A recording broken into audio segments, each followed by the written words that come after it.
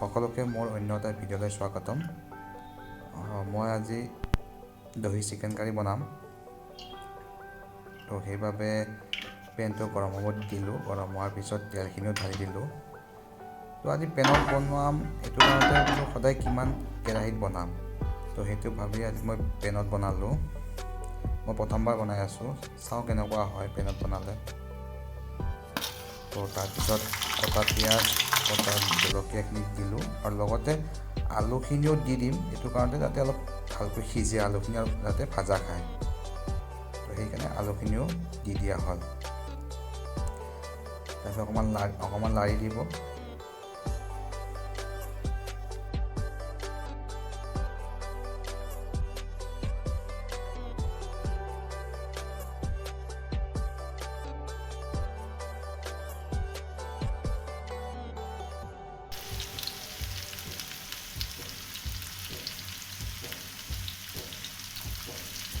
তাৰপিছত প্ৰয়োজন অনুসৰি নিমখ দিব।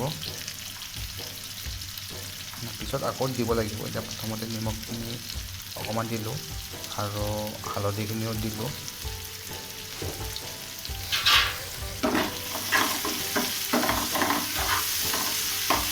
তো তাৰপিছত ধুনীয়াকৈ লাৰি দিব। যেতিয়ালৈ পিঁয়াজটো ৰঙা নহয় তেতিয়ালৈকে আমি চিকেনখিনি নিদিওঁ। পিঁয়াজটো যাতে প্ৰথমতে ভালকৈ ভজা খাব লাগিব, নহ'লে কি হয় পিঁয়াজটো ভালকৈ ভজা নাখালে কি হয় আপোনাৰ, যেতিয়া আমি চিকেন কাৰীখন বনাওঁ ন, তেতিয়া পিঁয়াজটো ভাহি থাকে ওপৰত, ভাল নালাগে। পিঁয়াজটো একদম ভাজি গলি গ'লেহে আঞ্জাখনত টেষ্ট হয়। তো লাহে লাহে পিঁয়াজখিনি ৰঙা হ'ব ধৰিছে।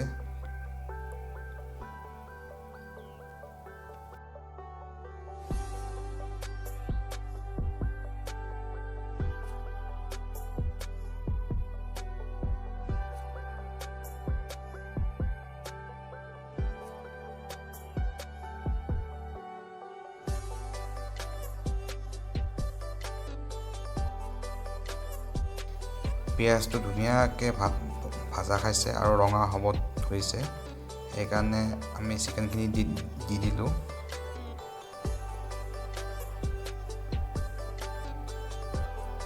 এতিয়া ধুনীয়াকৈ পিঁয়াজ, আলু, জলকীয়া, মাংস যিখিনি একদম মিক্স হৈ যাব লাগিব। তেলখিনি যাতে আপোনাৰ মাংসখিনিতো ধুনীয়াকৈ একদম মিহলি হৈ যায় গোটেইখিনি বস্তু, নহ'লে কি হয় তলফালে পিঁয়াজখিনি থাকে, তাৰ ফলত কি হয় পিঁয়াজখিনি দৈ যায়। তো পিছত আঞ্জাখন টেষ্ট নহয় ইমান। তো সেইটো কাৰণে গোটেইখিনি যাতে মিক্স হৈ যায় আৰু একদম। আৰু এটা প্ৰব্লেম, পেনত বনালে অকণ কষ্ট হয়, কিহৰ কাৰণে লাৰিব দিগদাৰ হয়। তো উপায় নাই যিহেতু পেনত বনালোঁ। আৰু বটি থোৱা বিলাহী, জলকীয়া, আদা, নহৰু পেষ্টখিনি এতিয়া ধুনীয়াকৈ ইয়াত দি দিম। এইখিনিও ভাজা খাব লাগিব ন, নহ'লে এটা স্মেল আহি থাকে। তো সেইটো কাৰণে মানে কেনেকুৱা স্মেল ধৰক মানে এটা কিবা কাঁচা এটা স্মেল আহি থাকে। তো সেইটো কাৰণে যাতে ধুনীয়াকৈ এতিয়াৰ পৰা দিলে যাতে মানে ভাজা খাই যায় আৰু এইখিনিও। তো ধুনীয়াকৈ গোটেই মাংস, আলু, পিঁয়াজ গোটেইখিনিৰ লগত যাতে মিক্স হৈ যোৱাকৈ একবাৰ লাৰি দিম। অকণমান ফ্লেমটো ল' কৰি দিব চুলাৰ।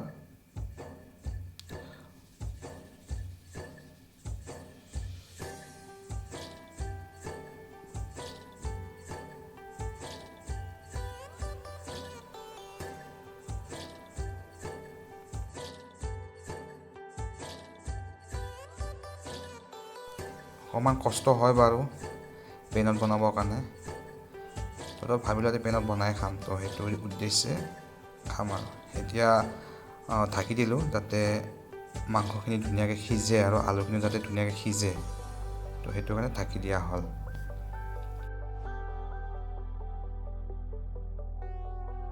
এনেকৈ 3-4 মিনিটমান ঢাকা খোৱাৰ পিছত আকৌ এবাৰ মাংসখিনি লাৰি দিম, যাতে দৈ মানে বস্তুখিনি দৈ নাযায়। ল' ফ্লেমতে আছে, মানে পেনত প্ৰথমবাৰ বনাই আছোঁ যিহেতু মই গম নাপাওঁ। তো সেইকাৰণে 3-4 মিনিটমান পিছত আকৌ মাংসখিনি লাৰি দিছোঁ ধুনীয়াকৈ, যাতে পিঁয়াজ মাংসখিনি যাতে আৰু যিখিনি আদা নহৰু পেষ্টখিনি ধুনীয়াকৈ মিহলি হৈ যায়।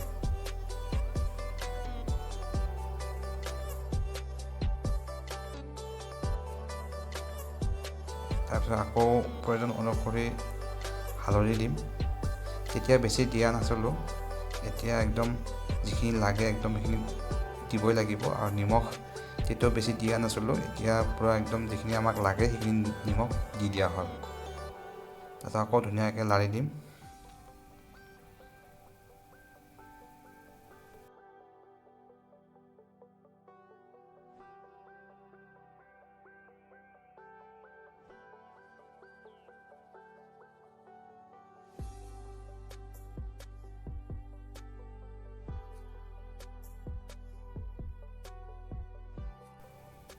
তাৰপিছত যিখিনি দৈ ওলাই থোৱা আছিলে দৈখিনি ধুনীয়াকৈ দি দিয়া হ'ল।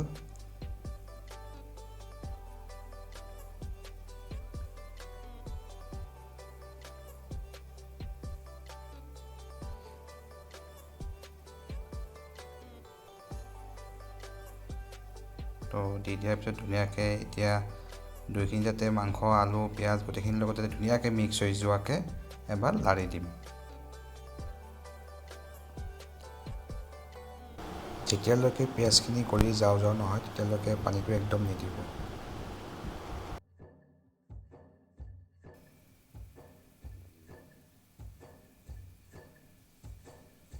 এতিয়া অকণমান পানী দিব পাৰে, পিঁয়াজটো ধুনীয়াকৈ মানে গলিব ধৰিব আৰু।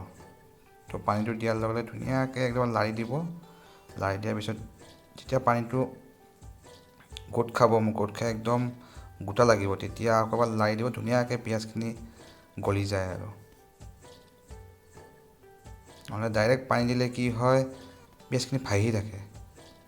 মানে ডাইৰেক্ট পানী মানে কি, যদি আপুনি পানীখিনি দি দিলে, পানীখিনি দি দিয়াৰ পিছত ধৰক উতল আহিব দিলে, উতল আহি দিয়াৰ পিছত যদি আকৌ আপুনি আঞ্জাখন কাঢ়ি দিয়ে ন, তেতিয়া মানে পিঁয়াজখিনি ভাহি থাকে। তো পানীখিনি ধুনীয়াকৈ আৰু শুহিব দিয়া হ'ব, যাতে পিঁয়াজখিনি ভালকৈ একদম গলি যায়। মেইন বস্তুটো পিঁয়াজখিনি গলিব লাগে, তেতিয়াহে আঞ্জাখন টেষ্ট হয়। সেইকাৰণে ঢাকি দিলোঁ মই আকৌ। চাওক পানীখিনি প্ৰায় শুহি লৈ গৈছে। এতিয়া ধুনীয়াকৈ লাৰি দিম, যদি পিঁয়াজখিনি যাতে একদম ধুনীয়াকৈ গলি যায়।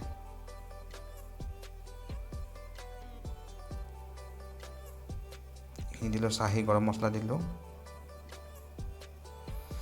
যাতে আঞ্জাখন এটা ধুনীয়া স্মেল আহে।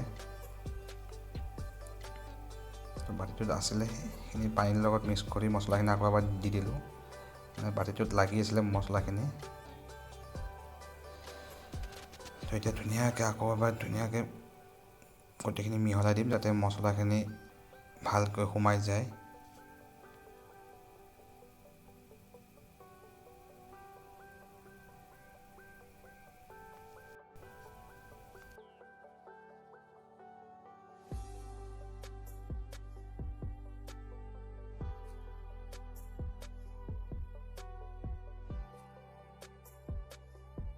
চাওক এতিয়া পানীটো শুহি দিছে, হয়নে নহয়? তো আমাৰ পিঁয়াজখিনি গলি শেষ হৈছে। এতিয়া ধুনীয়াকৈ আমি অকণমান পিছত পানীখিনি দি দিব পাৰিম।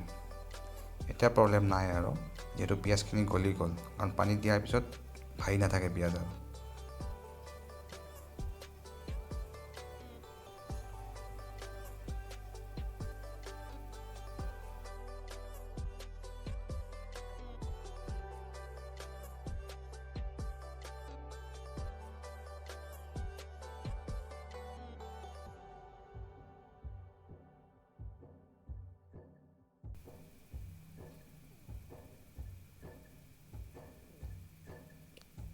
অকণমান অলপ পানী দিয়া হ'ল যাতে আলুখিনিও ভালকৈ সিজি যায়।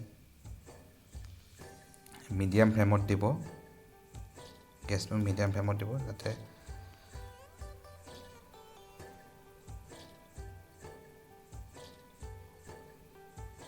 এতিয়া আমি ধনিয়া অকণমান দি দিলোঁ, যাতে ধনিয়াৰ ফ্লেভাৰটো আহে। আৰু অকণমান দিম, সেইখিনি ধনিয়া একদম হ'বৰ টাইমত দিম।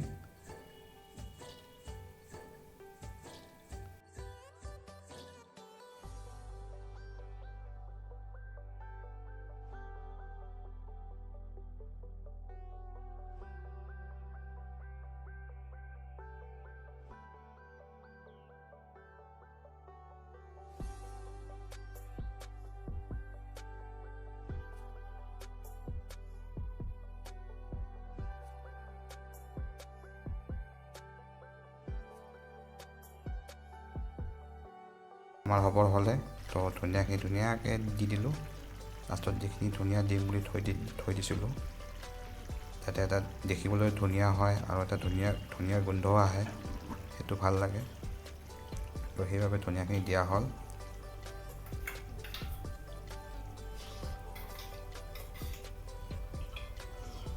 তো আমাৰ গেছটো বন্ধ কৰিলোঁ, আমাৰ আঞ্জা হৈ গ'ল।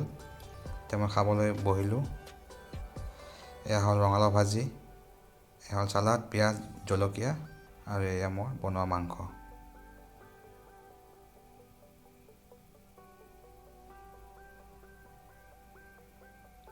গোন্ধটো ধুনীয়া আহিছে, দেখাই চালে গম পাম। একদম ধুনীয়া হৈছিলে। ভিডিঅ'টো চোৱাৰ বাবে ধন্যবাদ।